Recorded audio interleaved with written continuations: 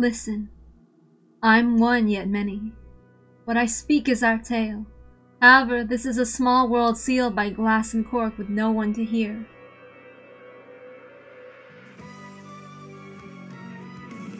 None shall lay eyes upon it, and my entire tale shall be sealed away, set adrift in the sea of my heart until it disappears amongst the seaweed. Ah! Where is this place? And who am I? Then let me ask, where do you want it to be? Who do you want it to be? Any place so as long as it will wrap itself around me gently.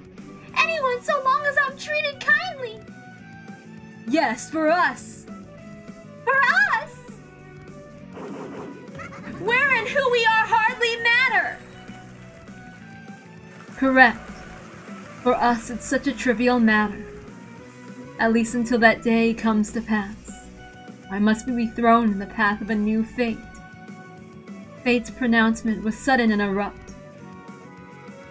It wasn't the fate I wished for. But it did make your heart pound! Where will the new fate take me? It doesn't matter where!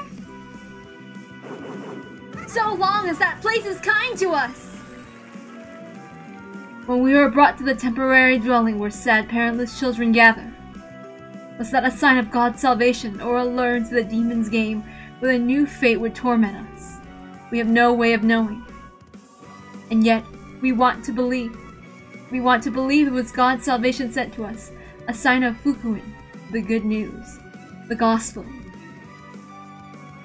But why me? I have no religion. Then it wasn't the gospel, but a demon's lure. And yet we cannot go against fate. Oh, I am one, yet many. I pray that the new fate brings us blessings. The time is 1976 AD in April, at a time still too cool to be called spring. In a strange new land we were tormented by the same stale air and drafts.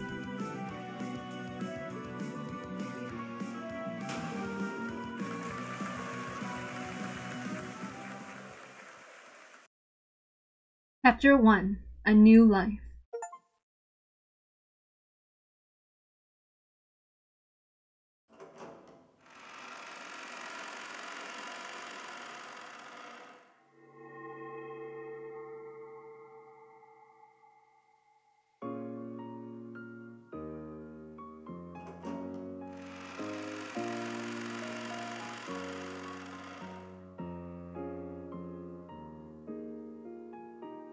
Those are the family rules. They may be strict, but I believe that discipline you learn in this house will serve you well in the future. Yes, madame. The servants who would start working this April all called out in unison. The rules of the Ushiramiya family are no more or less strict than those of the Fukuin house. However, we get paid a lot of money here. They also give us a lot of help in finding our next job. We work for the Ushiramiya family, store up money, and use their influence to get a job at a good company and start a new, happy life. That was the dream, and it was a very realistic one, held by all of us at the Fukuin house. However, not everyone can become an Ushiramiya family servant. Only kids with a record of exemplary conduct and good grades are recommended.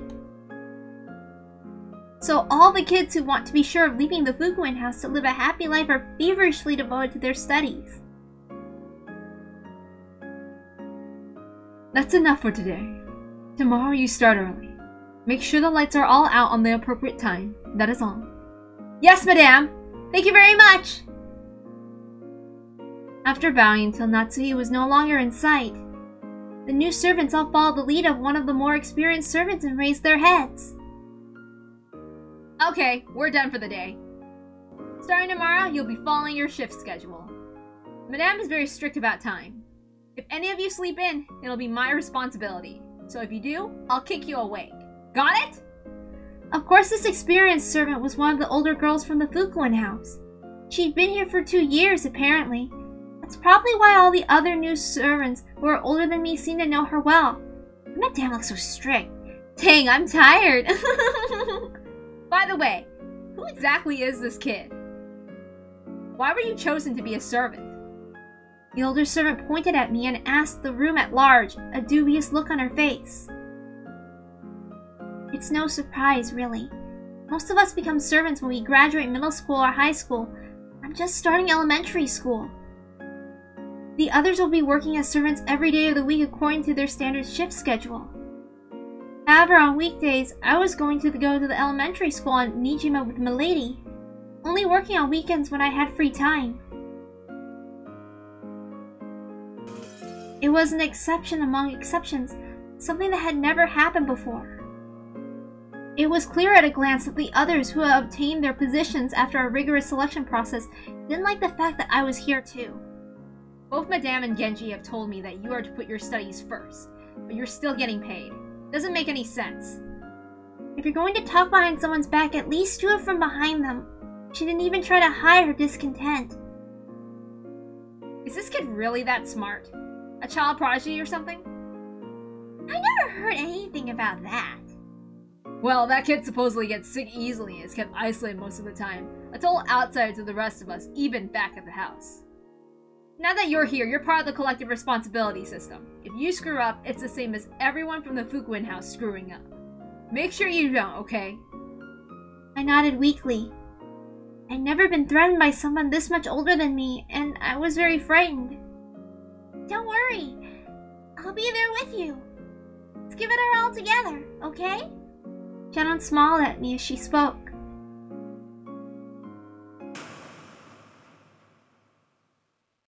Isn't Shannon scared too? This house looks pretty strict.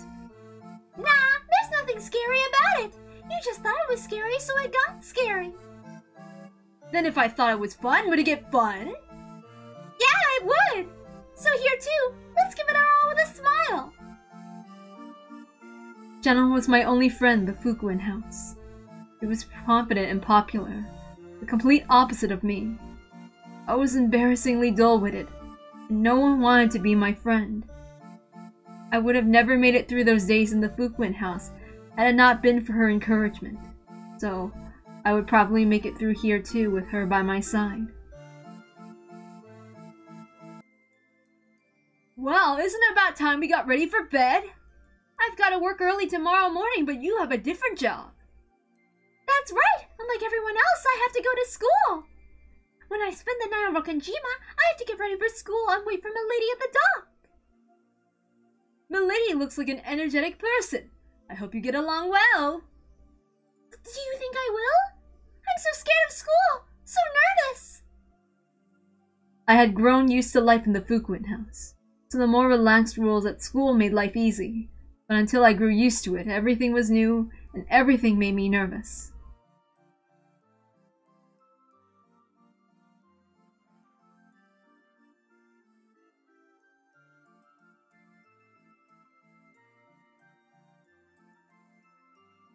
My new life on Rokkenjima probably deserves an explanation. It was completely different from the comfortable yet stagnant life I lived at the Fukuin house. In addition to the time I spent as a servant to the Ushiromiya family on Rokkenjima, I also traveled to the elementary school on Nijima on school days. It was the start of a time that was both rushed and busy, with hardly a moment to relax. Unlike the time I spent at the Fukuin house, I didn't get to sleep in the same bed every day. Half of the week I slept in the servant waiting room of the Rokkenjima mansion. I would return from school with Milady and go to the mansion and work there as a servant. I would then stay the night and go to school with Milady again the next day.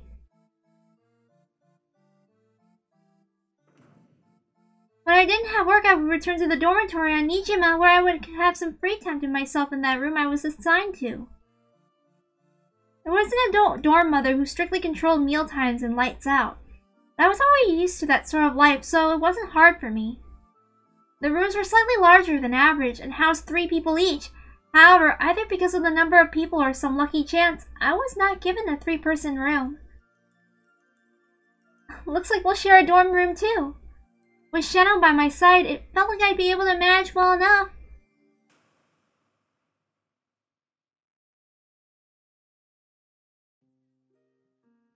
Correct. Every year new servants came from the Fukuin house, replacing some of the old ones. It was something Father worked out with the house, all his own. The rest of us weren't allowed to meddle. And after all, our family would strictly discipline these children without families and support them on their path to adulthood. Which I always viewed as the rich Ushiromiya family fulfilling its obligations to society. What sort of kids came to serve the Ushiromiya family? I'm sure they were serious, cute kids of irreproachable conduct. It seemed to me that there were a lot of glaring hyenas among them. Let us say they had high ambitions. They were pitiable children without family. All were determined to use this rare opportunity to launch their careers so they could take control of their lives. Did all of them have to balance school and servant work? That must be tough. You wouldn't be able to get much work done. Before that child, there were no cases of a servant going to school while they worked. To be honest, I was fairly surprised when that kid first came to greet me. So obviously young. The others were all around 16 or 18 years old, but that kid alone looked 10 years younger. That one extraordinary young servant came to the family mainly for experience. So not much was expected of that child's ability as a servant. Indeed, you certainly couldn't rely on that kid as much as you could an adult, seasoned servant. To think that we would accept a child who hadn't even started school, no knowledge of housework, no practical experience, and not even finished with mandatory education. I don't know what father was thinking, but I always thought there was something clearly odd about it. I spoke to father about it. I asked if it might be better to wait for this servant to graduate middle school before starting here. And what did Kinzo say? Come on, we all know what he said. Oh! Beatrice! By that time, he is already a complete shut-in inside his study, obsessed with the occult. If you tried to talk to him when he didn't want you to, he'd yell and tell you to stop interrupting the journey of his mind. And father's decisions are absolute. However, the case of this particular child just didn't make sense. I even asked the Fukuen house about it. They said to ask Genji. Then I asked Genji and he said to ask the master. And then you asked the master and he said Beatrice!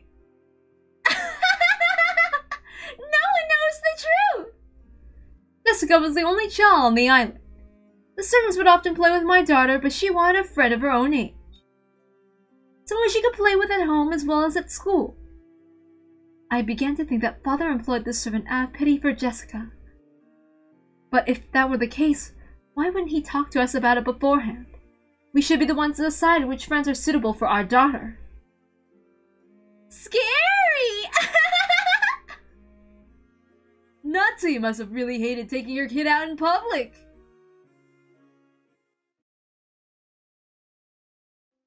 We should probably view this as an arrangement planned by Genji. Probably. Genji knew that the me in this world carried grandfather's blood, so he probably arranged for that me to be summoned to Rokenjima. Are you feeling okay now? It was a really big shock, that's all. I just feel a bit dizzy now. In this world, you're the successor. If we move to a different world, you're a servant, or maybe a witch. You do have a troubled fate. No kidding. I don't regret learning about it, but if I could forget about it now, I would. Isn't it interesting? Even though you're a servant, you're actually an illegitimate child of the head. Isn't that romantic, like some fairy tale? Romantic? Considering how Mom must have felt, I'm not sure what to think. True. In Natsui's eyes, the Leon of this world is nothing more than the baby she hated and was forced to raise. And in this world, she rejected that child. Natsui must adore her natural child, Jessica, a bunch more. A baby that doesn't share your blood is nothing more than a dirty, lukewarm sack of filth. Have some decency. Next time I'll be the one pinching your butt. Thank you, Will. I think I understand, more or less. And that's exactly why I need to be grateful to my mother. She raised me fairly all these years. Though at a probability so low it'd take a miracle to happen. Animals are always brutal toward children that don't carry their blood. Lions do that too, don't they?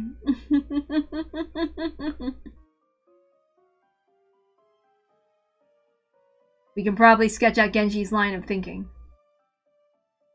The Leon of this world is a true blood-related member of the Ushirimiya family. He must have wanted to let that child live on Rokenjima somehow. However, it wasn't as though he couldn't just suddenly show up with Leon and tell everyone who this was. Yeah. Maybe he wanted to let me live on the island until I was used to it, and then reveal everything when the chance presented itself. However, the Leon of this world was not given special treatment. The silver ring doesn't actually exist. I wonder if that means grandfather never heard about me.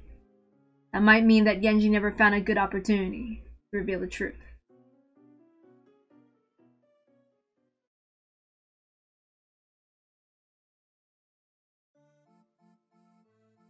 Genji must have wanted to tell the truth one day.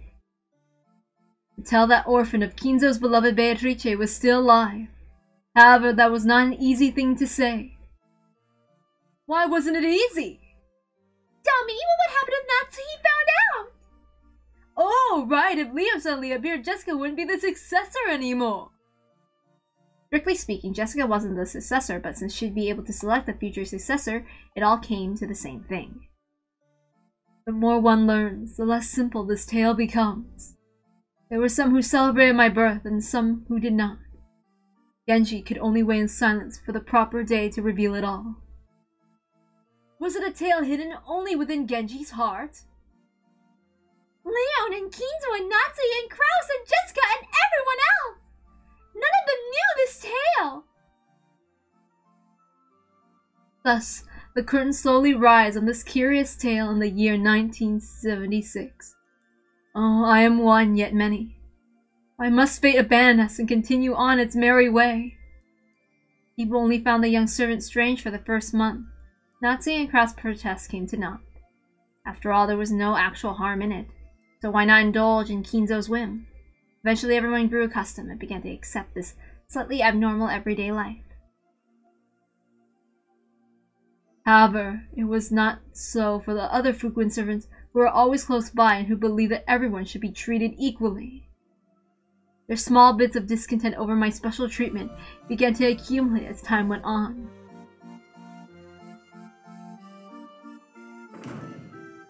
Nice work, Sawachi! How'd it go today? Madame was really pissed off. She was like running her finger across the windowsills. Yeah, and getting on Tadaji's case for cleaning slow. Come on, give us a break! All the other kids in the Fukuen house are supposed to treat each other as family. Because of this, everyone hides their original names and use their new blessed names. Maybe because the own character is in the word Fukuin. That character is almost always combined with at least one character from the child's original name to make their new name. Still, just giving a person a new name doesn't mean they'll accept it so easily. Boys and girls who've lived in isolation and through various trials sometimes feel as though their real first and last names are a bond that's worth holding on to. So, most of the Fukuen children hate their own names, calling each other by nicknames based on their original names. Of course, that's only done privately. When in the presence of the house director or other important people, only the blessed names are used. On the job, the blessed names are used. And off the job, informal nicknames are used. Everyone's used to living with two names like this, so they're all comfortable with how the system works. Ooh, you stink! Go take a shower! Dang, why is it so cramped in here? Can they get a bigger dorm if they have that huge mansion? Hey, Garashi! Why is Yasu the only one who isn't in a 3-person room? By Yasu, they probably mean me. I can't remember my parents at all, since they were gone as far back as my memory goes, but I was given the last name Yasuda. And apparently my nickname comes from that. How should I know? Genji's the one who decides the rooms. I don't like it either. Yeah, seriously! Wouldn't it normally go 2 and 2? I mean, who exactly is Yasu anyway? It looks like that kid's job is going to school with Milady or something. So what? Is being a school friend a profession now? Doesn't make sense. Of course, on days when I'm given work, I return to the mansion right after school and work alongside all the others. I help out with caring for the garden and cleaning up the mansion. I can't do any jobs on my own, so I'm always just helping out. Maybe because I'm young, the adult servants are always kind to me. My fellow Fukuen servants don't seem too happy about that, though. Did you think Kumasawa is obviously soft on Yasu? It's like she's mistaken Yasu for her own grandchild or something. And why on earth does that kid get paid the same as the rest of us? I don't get it. I realize that you have school to worry about, but don't forget that you're a servant too, okay? You need to stop being a helper and learn to do work by yourself, like the rest of us. We aren't going to let you take it easy forever, okay? I have been trying my best. However, I'm not very strong yet, so I can't carry heavy things. I can't carry a lot of things either. I can't fold clothes right, and I'm not good at using a dustpan. Just can't do it as well as everyone else. As my face turned red, I spotted Shannon, who was watching from the sidelines and not joining in. Shannon is my only ally. Unlike me, she can do everything well. However, she'll never pamper me. She'll show me how things are done, but she'll never steal my jobs from me. She really is incredible. I really want to be like Shannon as soon as I can.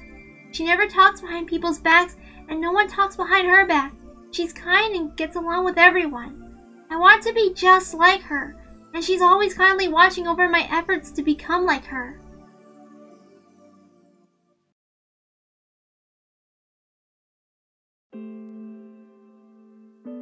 Why did I end up here?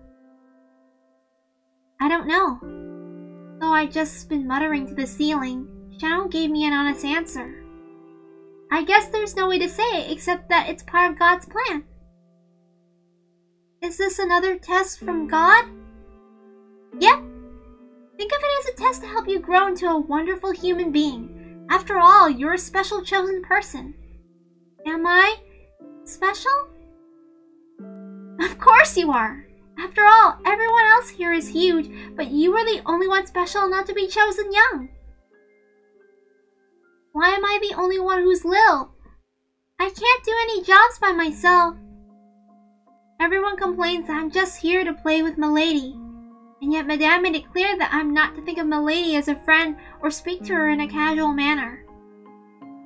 You may be 10 years younger than everyone else, but that means if you keep it up until you're the same age as the others, you'll be much more experienced than the new people who come later. Even Genji will acknowledge your talents, and you'll become a leader who can teach the new kids who come from the Fukuen house. And then I'm sure that everyone will respect you. By that time, even Master, the Madame, and Kraus will acknowledge your skills. That's your future.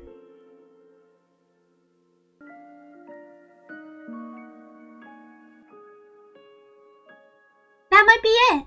After all, it was very unusual for you to be chosen as the Ushiromiya family servant.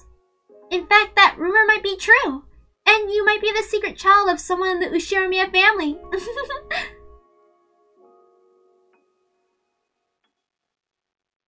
Jenna laughed, saying, wouldn't that be cool, and then you'd be super rich too?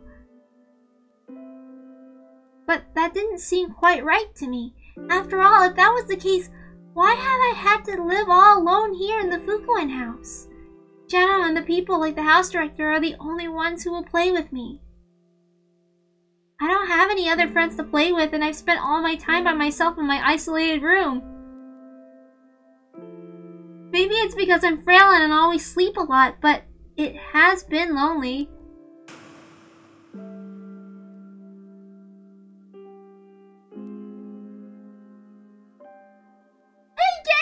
Exactly how much did you know? You never talk about anything, but you've always known everything since the beginning, haven't you? 19 years ago, you heard from Natsui that a servant had fallen from a cliff holding a baby. You went to the bottom of that cliff and realized that the baby was still alive, didn't you? I was not qualified to determine whether it was alive or dead. Then who was? The doctor, of course! you say, Dr. Nanjo?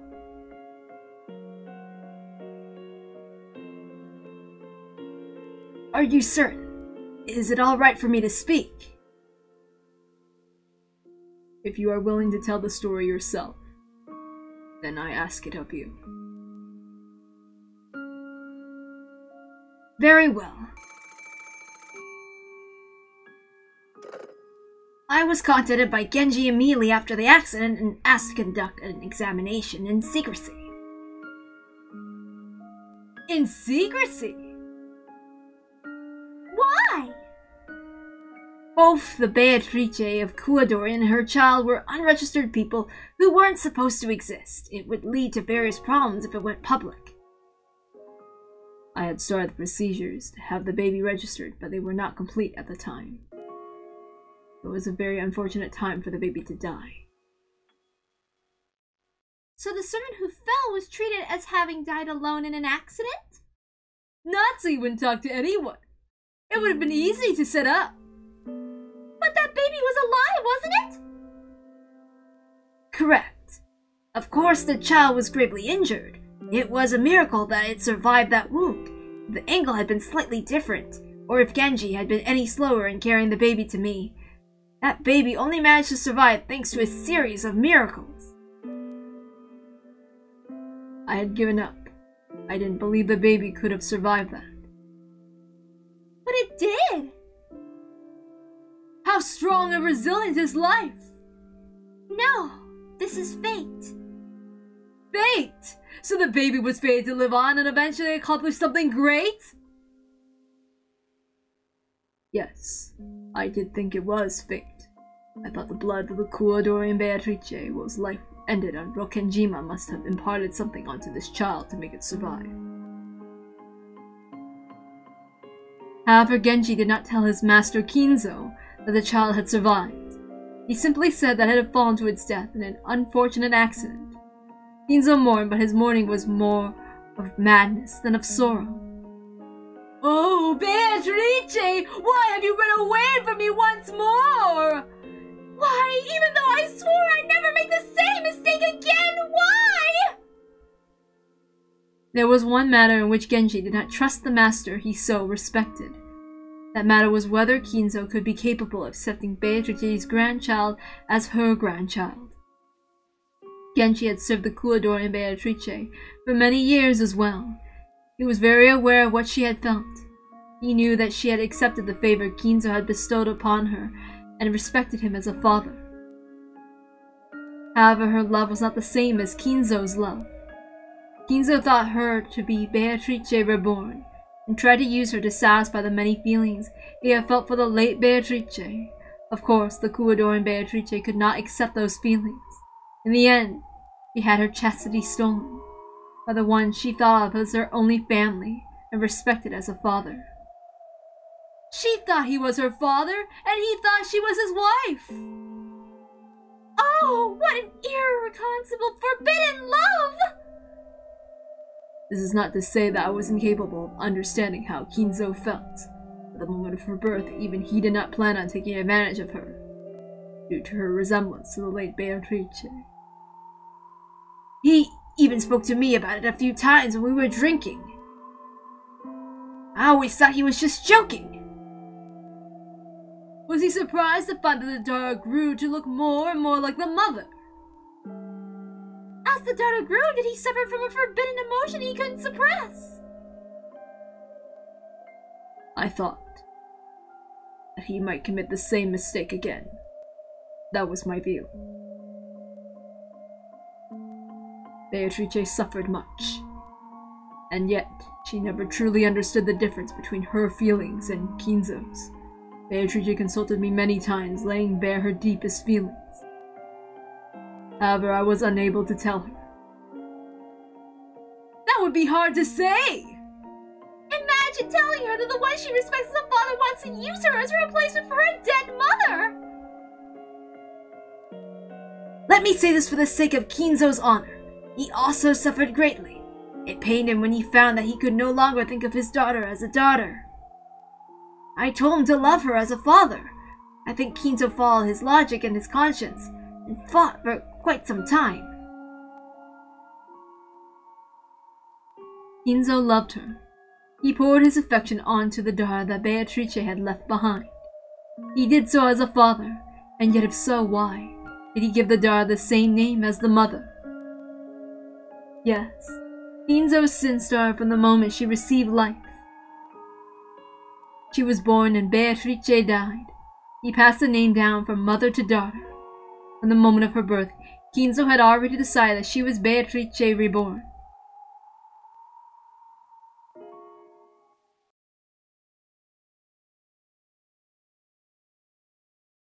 So then we get Leon. Kinzo, trying to atone for his sin, tried to make Leon a proper member of the Ushirimiya family. Exactly. I get the feeling I'll get my butt pinched if I talk about other fragments. But what if there was a fragment where Leon is accepted, and Kinzo commits the same sin again? Wanna see if we can find one of those? Who would want to see something like that? Is this your job, making up the worst possible delusions and possibilities for every part of a person's life and sneering at them? Unfortunately, that's the sort of demon she is.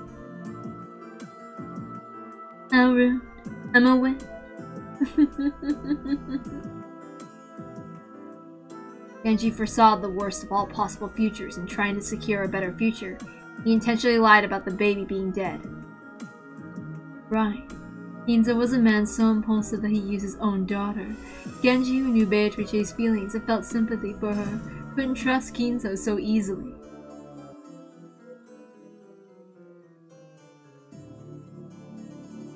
Even Genji, Kinzo's most devoted servant. Genji draws a clear line between the professional and the personal. While he served Kinzo faithfully, he also felt that the mistake Kinzo had made with his daughter was not one to be so easily forgiven.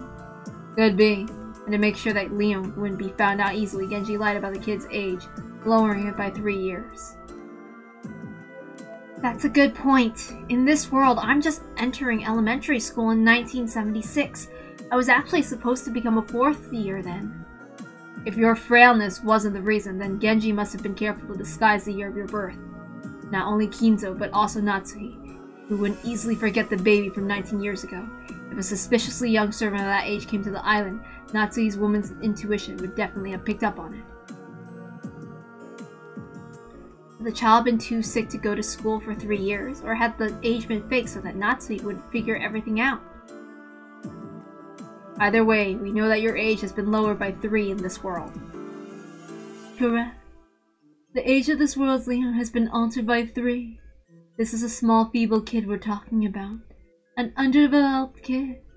It would have been more possible to pull off than you'd think.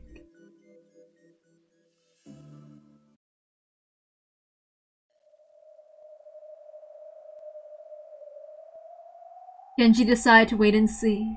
In the end, would Kinzo be able to accept Beatrice's child as an actual child or not? He had the child live in the Fukuen house until a suitable age, and then summoned the child to the island as a servant.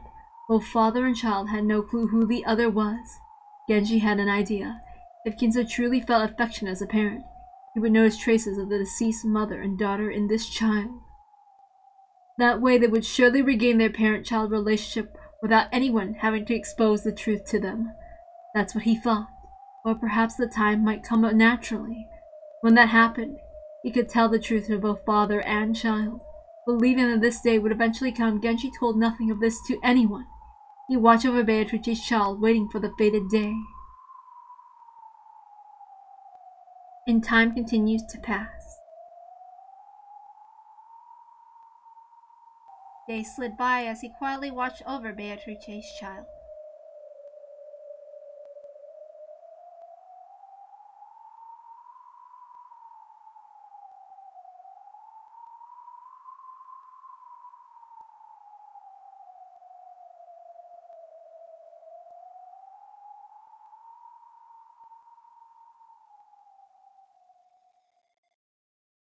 Chapter 2: The First Friend.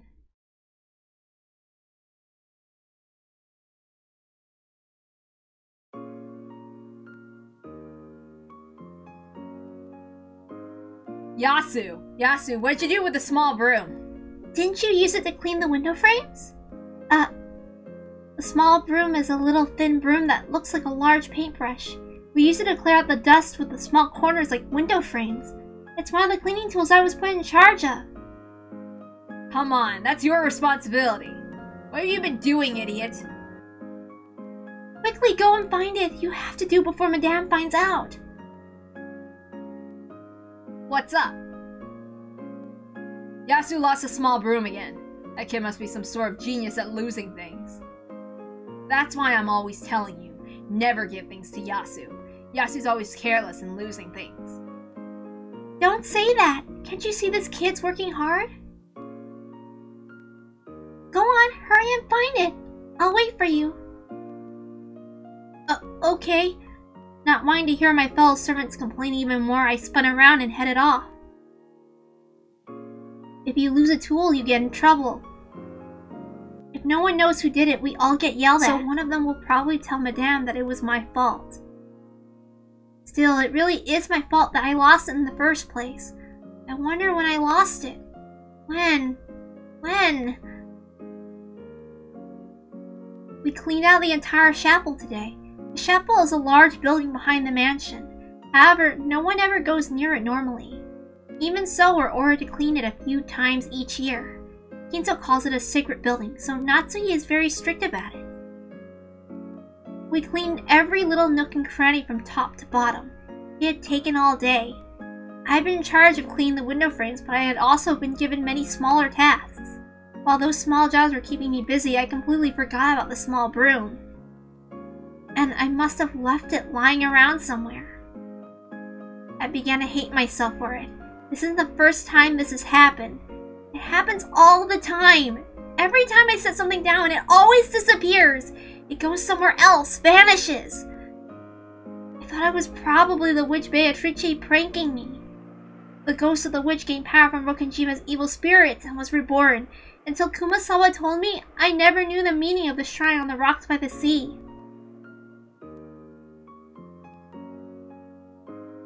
Kumasawa told an old tale passed down among the local fishermen. Rokenjima used to be known as Akujikishima, and terrible evil spirits who ate human souls lived there. Hey, Kumasawa! Let us hear too!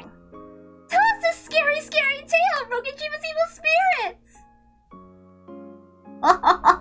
Very well. Rokenjima was once called Azukishima. However, even deeper in the distant past, it was known as Akujikishima. It was rumored that sailors who went too near the island were dragged down to the bottom of the sea and had their souls eaten. Yes, frightening spirits such as those do exist on this island.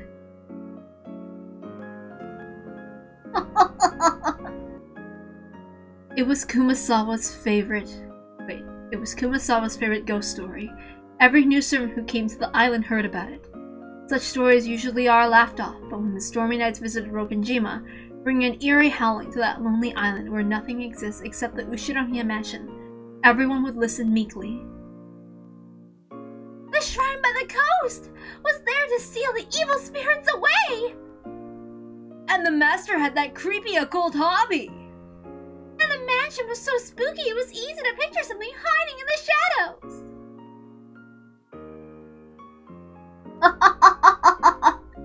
True. The traveling Shugenja monk was only barely able to suppress those spirits. They still just managed to hold them, but to this very day, they wander through the mansion night after night searching for a victim.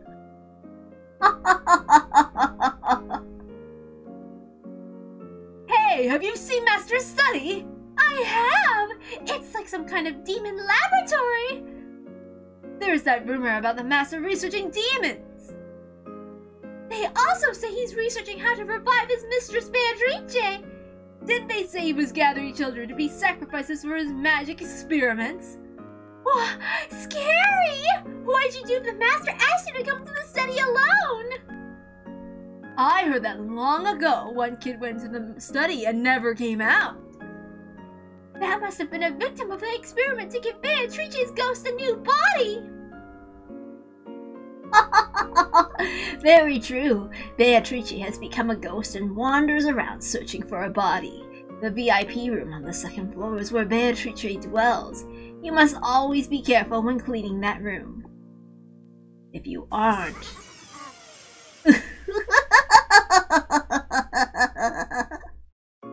In the eyes of teenage boys and girls with their powerful imaginations, the ghost story was both terrifying and fascinating.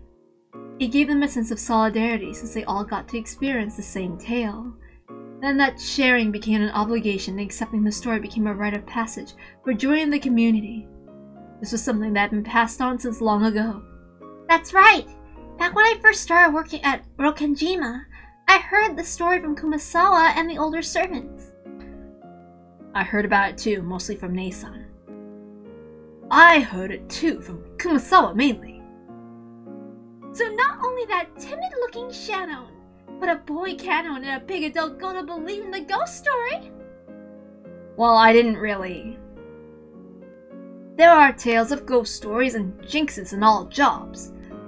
There were several stories of the store at the hotel I once worked at. So you thought it was silly and you didn't pay it any mind at all? I think there was a need to blend in with the community. That's it! Ghost stories and jinxes are the local rules of your workplace. If a newcomer breaks those rules, they can't expect to be welcomed in. Exactly. If I said witches couldn't possibly exist, then the whole idea was ridiculous. I'd get into a fight with Nei-san. It was easier if I just appeared to go along with it. Come on, if you think that way, you'll be cursed. There was one servant who seriously got injured. Ha ha ha ha! All workplaces have stories like that. No matter how incredible the ghost stories and tales about the company founder are, you accept and believe them. That's what it means to blend in with your new workplace. Wow! Everyone's so mature!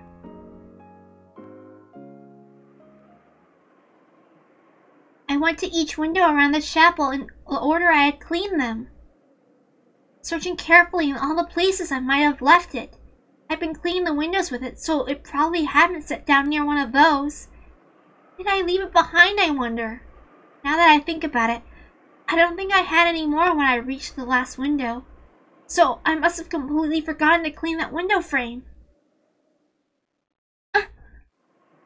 Through the window, I could see the others leaving one after another. Chow turned around and glanced up and looked worried.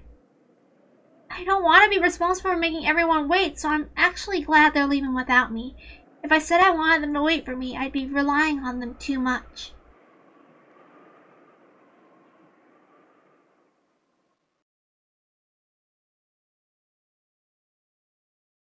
The sun beginning to set and the chapel getting darker and darker. I don't want to hang around in a place like this all by myself. I'd better find the small broom fast. That's not all. I also need to clean the window frames I forgot. Madame is strict. She'll probably check all the windows carefully. If she does, I'll be the one who gets in trouble tomorrow. But really, where did I lose it? How did I lose it? The darkness grew and grew, and when it became dark enough that I would need a light before long, I began to panic. I dashed around and around the chapel, tears streaming down my face. As I stumbled about pathetically, I could feel the presence of a prankster witch giggling at me from the crack of the door and gaps in the ceiling.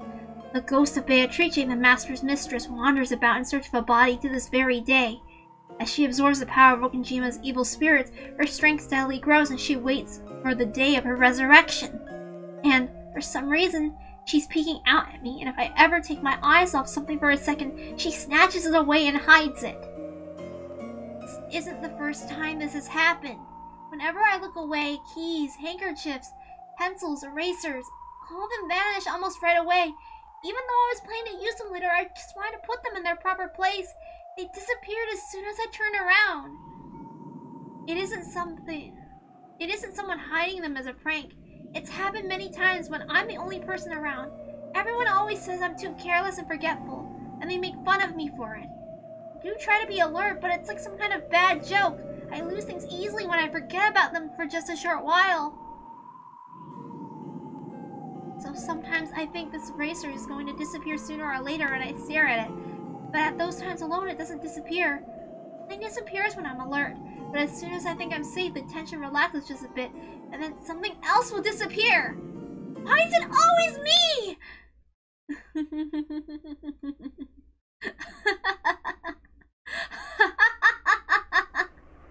Yeah, I hear you. I can tell that the witch is laughing at me as I lamely run around in circles.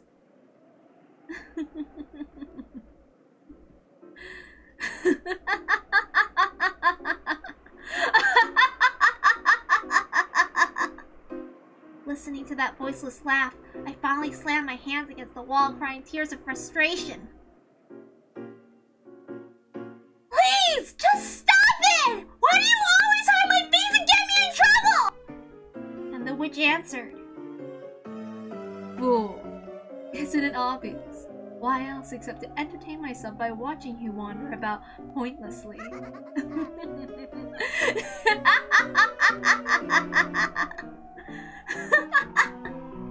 I couldn't bear it. Even though I knew what she said was true, hearing it directly was incredibly annoying. I understand. That small broom is probably somewhere in this chapel. No, that's not quite it. I'm sure that the moment before I reached this window, it was right there on the windowsill. That's right, I'm sure I put it by this window. But the priest to which Beatrice used her magic, and just before I reached the spot, she instantly teleported the small broom to the next window over. And the instant I approached that window, a hole appeared beneath the small broom, swallowing it up. And it came out the next window after that. It landed right inside it, as though it had been there the whole time. And this happened over and over again. As I ran up to that window, the small broom fell into a magic hole and next to the next window. And then when I went to that window, it went to the next window. I realized she was just making fun of me, so no matter how much I searched, it would be useless. If I stop searching, it'll just be sitting there by one window or another. So this isn't a search. It's a test of endurance. I kept chasing after the small broom, and Beatrice kept making it escape to the next window over, trying to make me give up. This is an eternal chase that'll only end when one of us gives up. So I kept going around and around, even to the windows I knew I already searched. If it's not by this one, then try this one, and the next one. And the witch kept moving the small broom to the next window, and the next. Just give it a rest! How long are you gonna make fun of me? This isn't the only time! You always do this!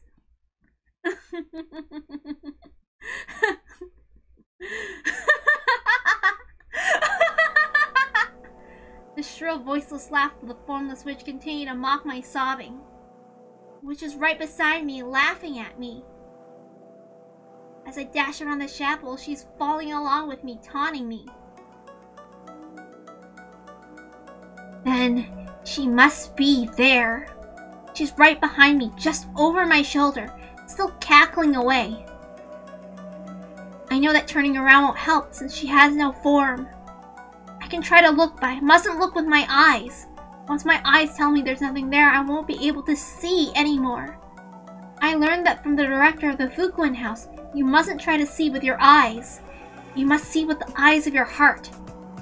The whole world is filled with God's love. In the many blessings of everyday life, one can see gods, angels, and the Holy Ghost.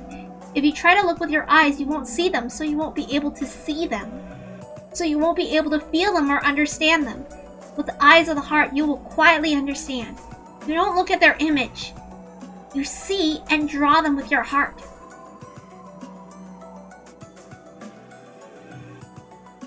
In this way, I learned how to recognize beings not of this world at the Fukuen house. It doesn't just mean being able to see God. This power just lets one see all of those not of this world. Please stop it now! Stop this prank!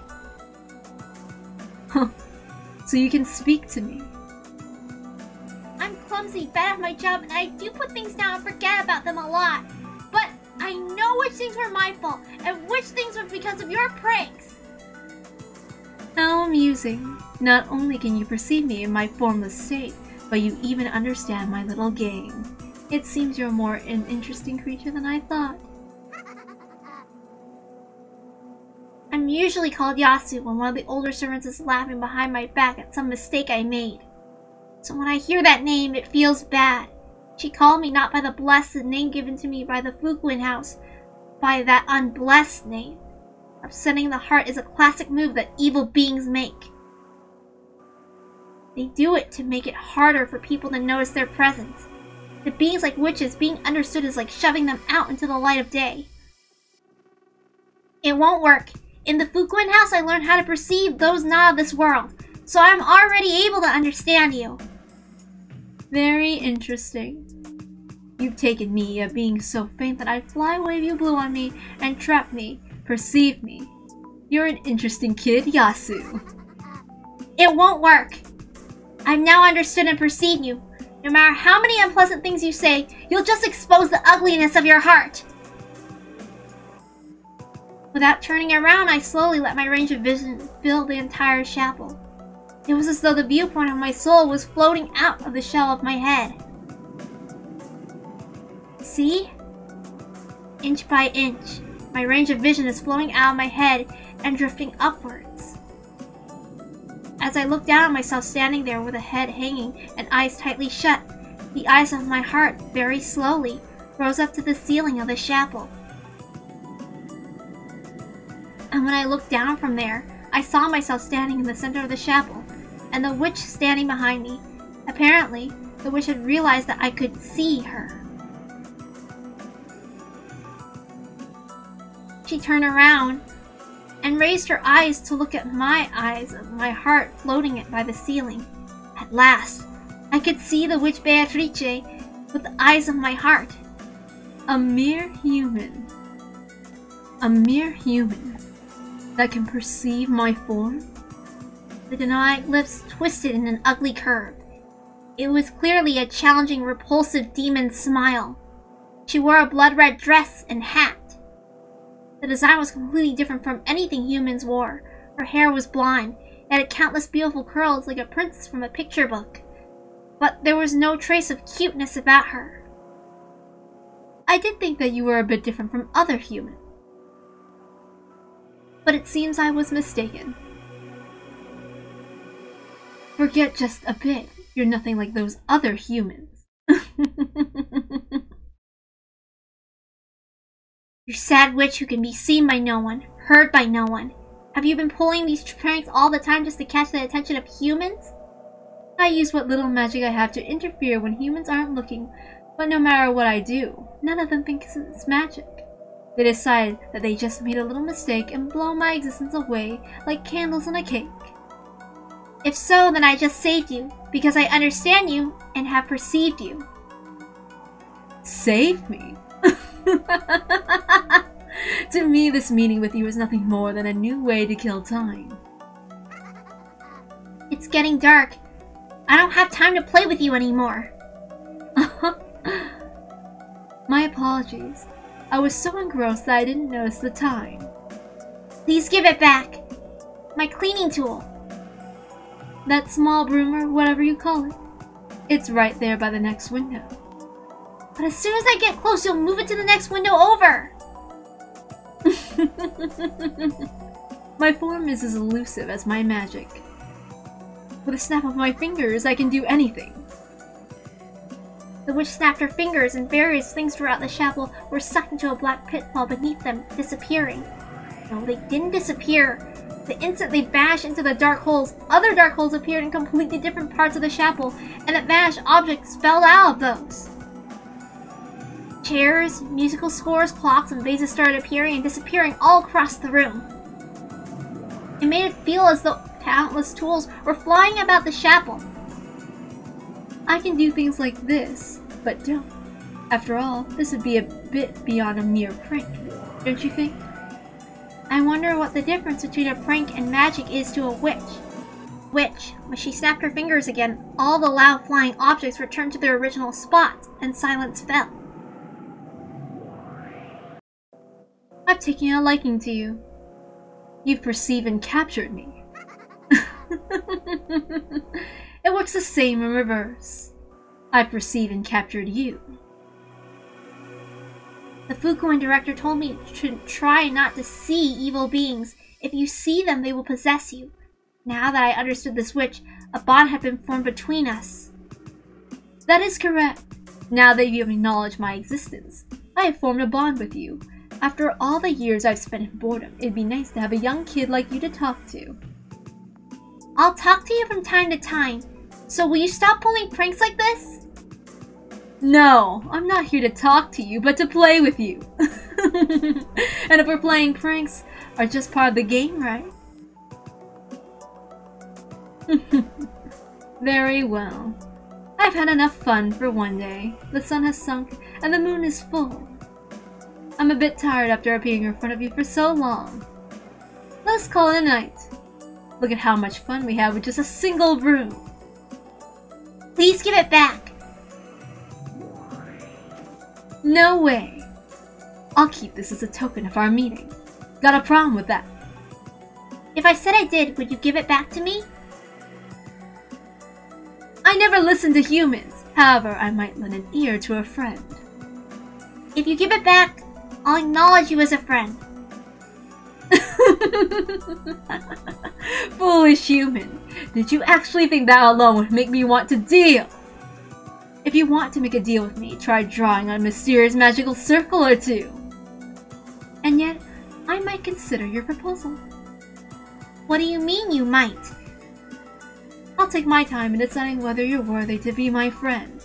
After all, to be a witch is to be a contrarian and a manajaku. If you ask us for an answer, we'll never give them right away. Understood. Then, I'll leave the small broom with you. Please give it back when you decide to become my friend. Very well. Will this broom become a bridge of friendship between us or not? I will hang on to it for now, making my decision in my own good time. When the witch snapped her fingers, the broom for which I had searched for so long fell out of a hole in the air, landing between the fingers she had just snapped. This is goodbye. This game with you was far from boring. Let's play again sometime. If you're my friend, that is. When a cat toys with a mouse, does it try to become friends with it first?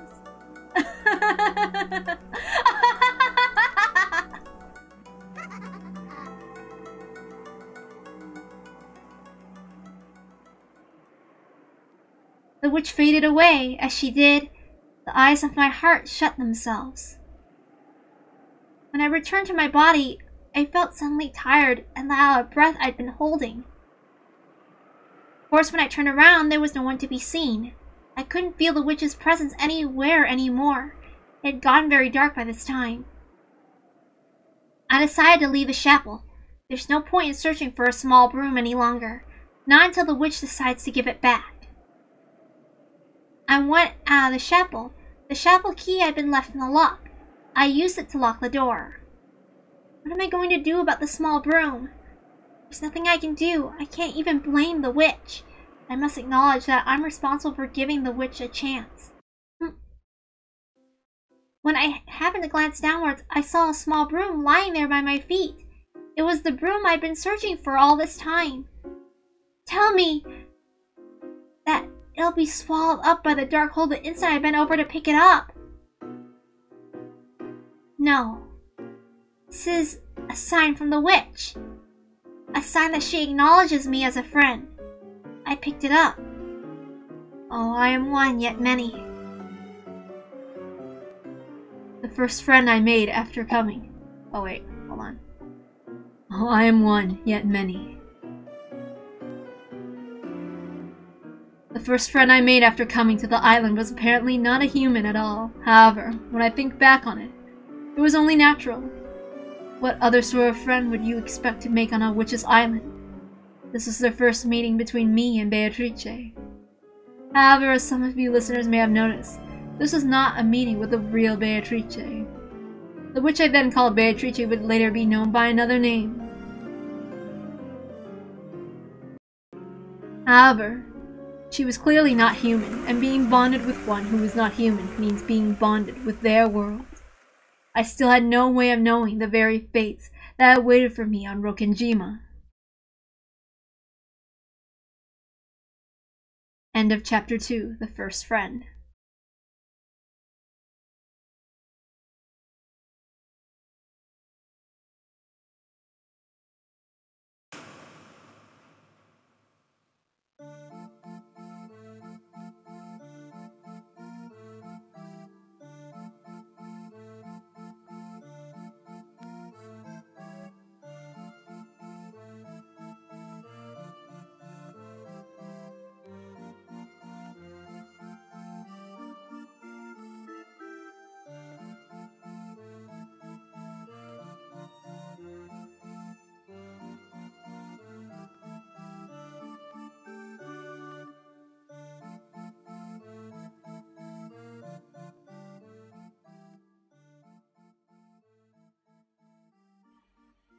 a minute. Oh my god, I'm so stupid. My mic was off the whole time. Oh my god. I didn't have my mic on the whole time. I guess I have footage. I guess. But, my mic was off the whole time, so I did not record my reading. Guess I'll just read it again on my own time. And all that stuff. Yep, guess I'll do that. I'm ending the stream early. I just fucked up my own stream. Oh well. Okay, I'm really upset. I can't take it. Oh my god, Sayo is just like she's just like 6 years old and like she uses her imaginary friend. It's just so upsetting. And yet she's like, oh yeah, let me have her be raised around on the same island as Kinzo, who ruined the life of her sister, who was her mom.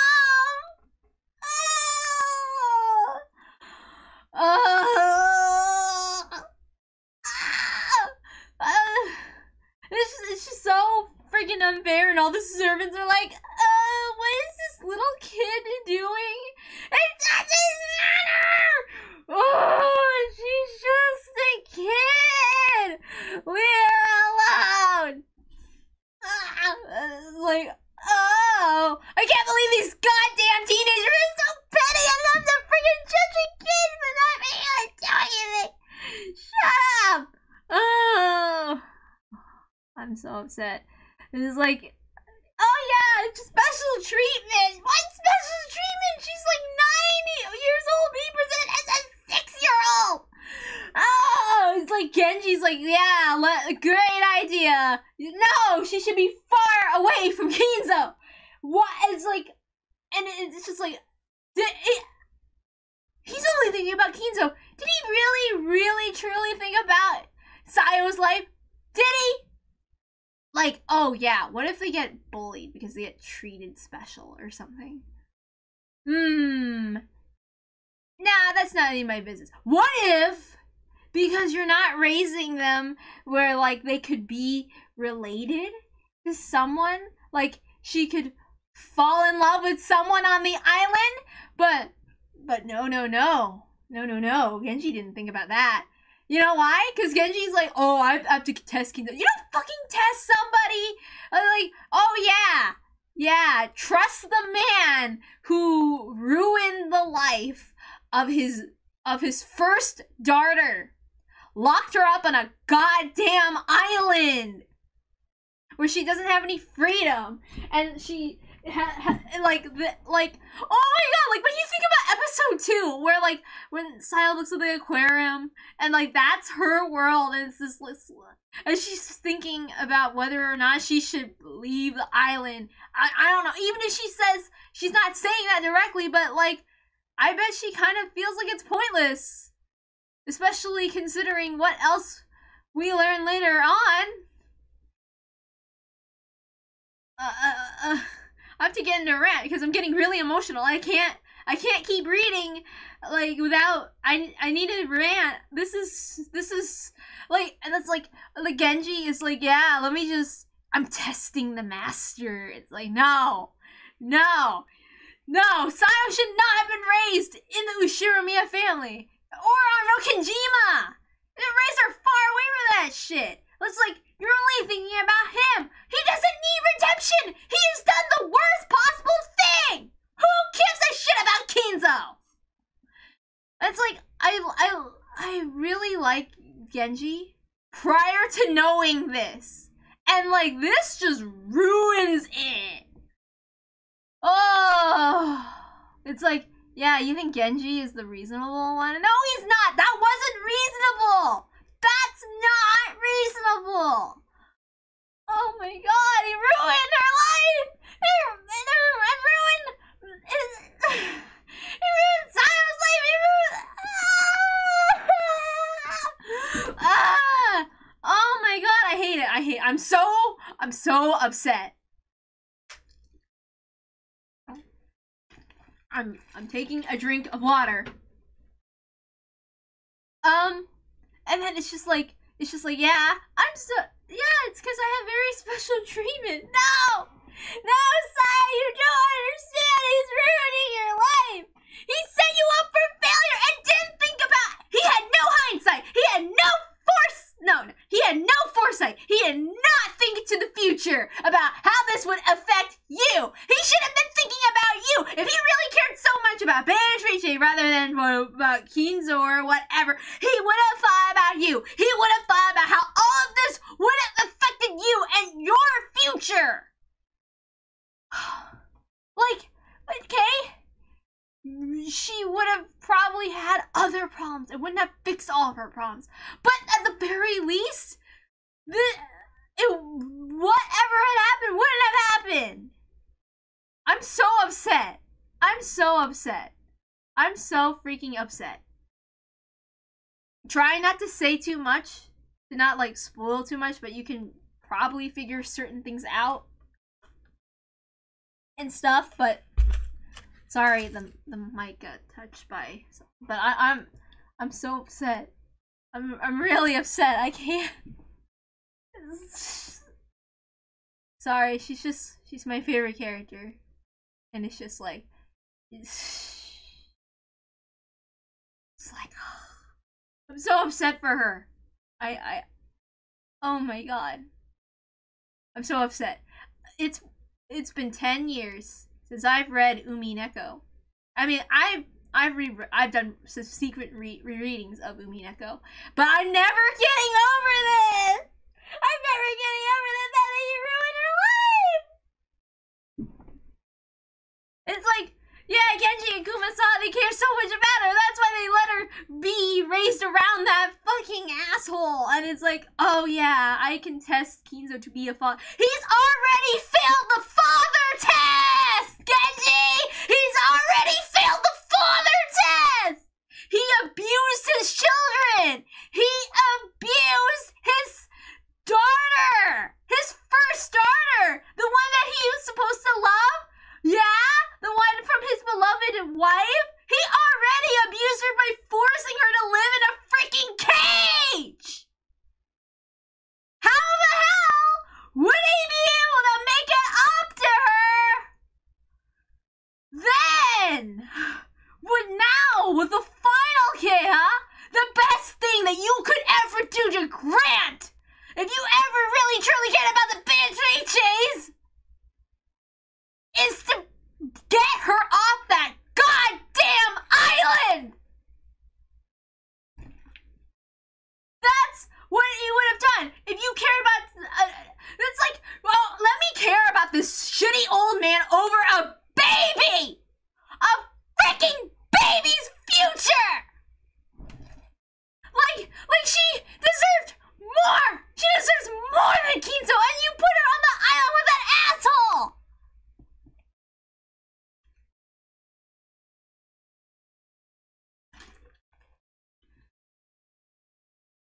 Life is tough, but this?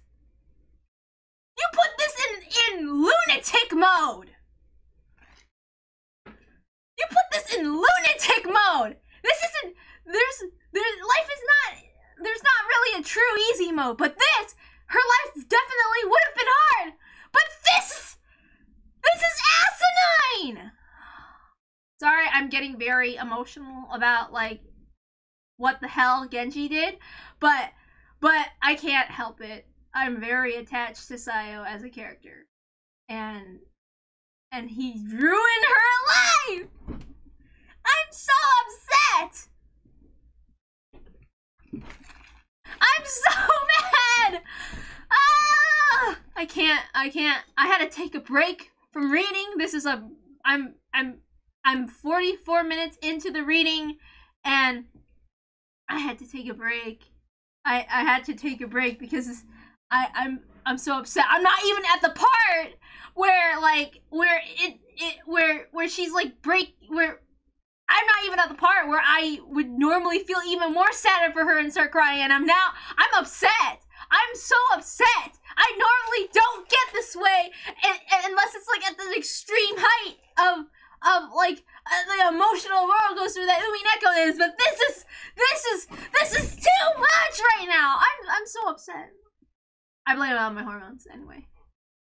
As in like you know, that time in the month or whatever. I mean, it's not there yet, but I'm very emotional right now. But like I'm having my cravings, chocolate and all that other stuff. I won't get too deep into it, you know. I'm very upset. I want to kick Genji's ass. I want to slap him in the face and be like, "Where do you get off thinking this is a good idea?" And Kumasawa, like all the adults close to Kinzo knows, and all they're doing is enabling him. It just comes to show, just because Nanjo, Kumasawa, Genji, they're legitimately nice people. But they're not good people. Even if they're very nice, yes. But can you say that they're kind? Is it kindness to put someone, a baby, on an island next to the person who SA'd their daughter, their mom? And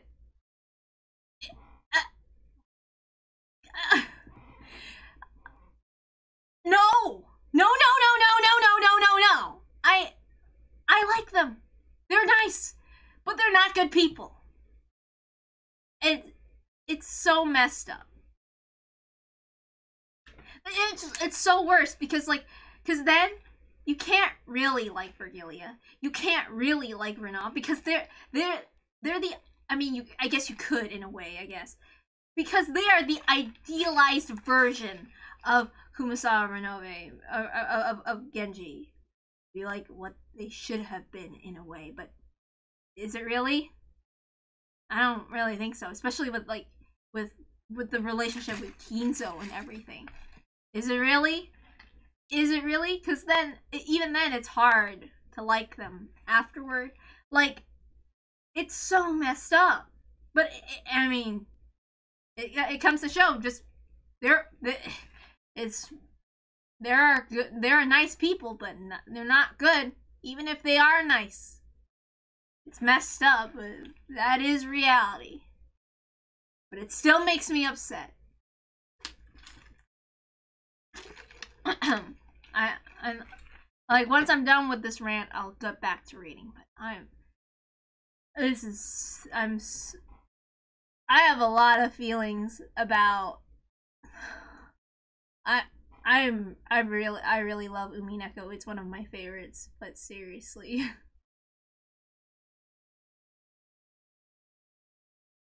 And time continued to pass.